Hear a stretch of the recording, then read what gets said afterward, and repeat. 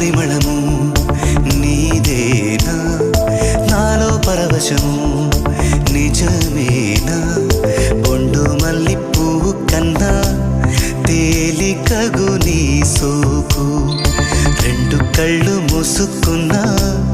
లాగు మరి నీ వైపు సొగసును చూసి పాడగాయలా కనులకు మాట రాదుగా అలా వింతల్లోనూ కొత్త వింత నువ్వేనా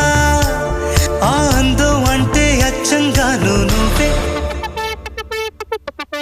ఏ చిలిపి కళ్ళు